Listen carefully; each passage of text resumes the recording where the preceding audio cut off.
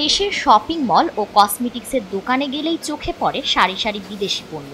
আকর্ষণীয় প্যাকেজ আর বাহারি ট্যাগে সাজানো থাকে এসব ইম্পোর্টেড সামগ্রী, কিন্তু সেই বিদেশি ট্যাগের আড়ালেই লুকিয়েছিল এক ভয়াবহ প্রতারণা। দেশি পণ্যের মোড়কেই বসানো হচ্ছিল বিদেশি লেবেল, যা দিয়ে কাটা হচ্ছিল ক্রেতাদের পকেট। ভোক্তা অধিদপ্তরের অভিযানে উন্মোচিত হলো এমন চক্রের একাংশের মুখোশ।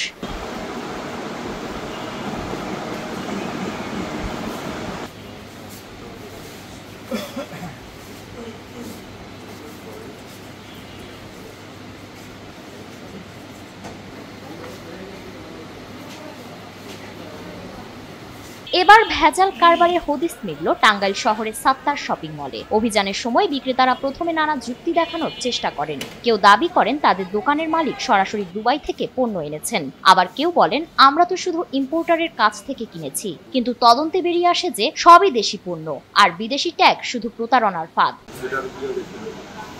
আচ্ছা, আমাকে কে যেন বলেছিলেন যে আপনার মালিক এটা আনেন, তাই তো? হ্যাঁ, এরকম বিষয়টা এরকম না, এটা ইম্পোর্টারের কাছ থেকে আমাদের আনা কিনে আনেন।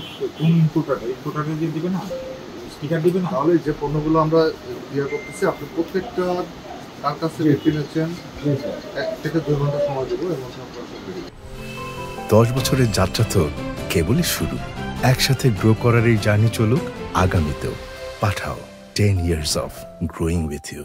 সকালে জাতীয় ভোক্তা অধিকার সংরক্ষণ অধিদপ্তর টাঙ্গাইল জেলার সাত্তার শপিং মলে অভিযানের সময় এই ভয়াবহ প্রতারণার ফাঁদ উন্মোচন করে। দীর্ঘদিন ধরে দেশি পণ্যকে বিদেশি সাজে রূপ দিয়ে ক্রেতাদের কাছে বিক্রি করে আসছিল ওই দোকানের মালিক। এমনটাই বলছেন ভোক্তা অধিদপ্তরের আসাদুজ্জামান রুমেল। তারা বিভিন্ন দেশ থেকে যে ইম্পোর্টারের কথা বলে বিভিন্ন নিম্নমানের প্রসাধনী তারা এখানে সংগ্রহ করেছেন এবং বিক্রয়ের জন্য প্রদর্শন করেছেন।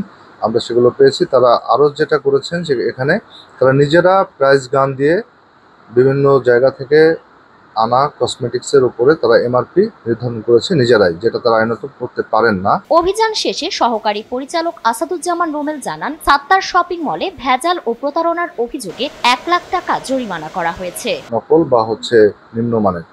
আর এছাড়াও যে ওভারটেকিং করা এবং নিজেরা প্রাইস নির্ধারণ করার অপরাধে ভোক্তা অধিকার আইন অনুযায়ী তাদেরকে 1 লক্ষ টাকা অর্থদণ্ড করেছি। একই দিনে তাহের পেট্রোল পাম্পে অনিয়মের কারণে আরো 2,50,000 টাকা জরিমানা করা হয়। ধন্যবাদ। জাতীয় ভোক্তা অধিকার সংরক্ষণ অধিদপ্তর টাঙ্গাইল এবং বাংলাদেশ সেনাবাহিনী, বাংলাদেশ পুলিশ যৌথভাবে গতকাল রাত 10টার দিকে গোপন সংবাদের ভিত্তিতে আমরা তাহের পেট্রোল পাম্প, যেটা রাবনা বাইপাসে অবস্থিত, সেখানে আমরা জানতে পারি যে তারা এলপিজি বিভিন্ন ব্র্যান্ডের সিলিন্ডারে ভরে বাজারজাত করছে।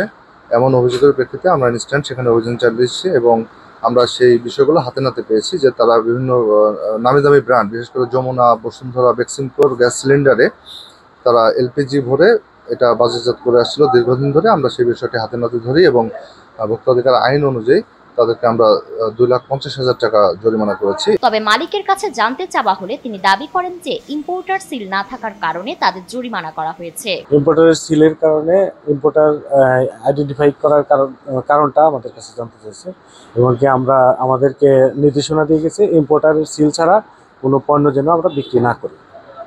1 লাখ টাকা জরিমানা কেন করা হলো?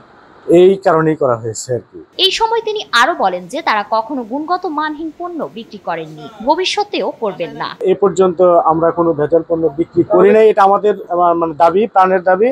আর ভবিষ্যতে আমরা নিশ্চিত করব যে আমরা যেন কোনো মানহীন পণ্য বিক্রি না করি। এদিকে ভোক্তা অধিদপ্তরের সহকারী পরিচালক বলেছেন, আমরা নিয়মিত অভিযান চালিয়ে যাচ্ছি যাতে সাধারণ মানুষ প্রতারিত না হয়। যে মূল্য নির্ধারণটা তারা নিজেরা যেটা করছেন এটা করবেন না এবং যে কম দামি বা নিম্নমানের প্রোডাক্ট বিক্রি করবেন না, এমন মুসলিকার ভিত্তিতে তাদেরকে আমরা সতর্ক করে যাচ্ছি যেন ভবিষ্যতে এটা না করে। আর যদি পুনরায় তারা একই কাজ করে আমরা ভোক্তা অধিকার আইন অনুযায়ী সর্বোচ্চ কঠোর ব্যবস্থা নেব। টাঙ্গাইলের সাত্তার শপিং মলের এই অভিযান শুধু কিছু দোকানের প্রতারণাই উন্মোচন করেনি, বরং তুলে ধরেছে ভোক্তা অধিকার সুরক্ষায় নিয়মিত নজরদারি ও কঠোরতার প্রয়োজনীয়তা। এমনটাই বলছেন স্থানীয়রা।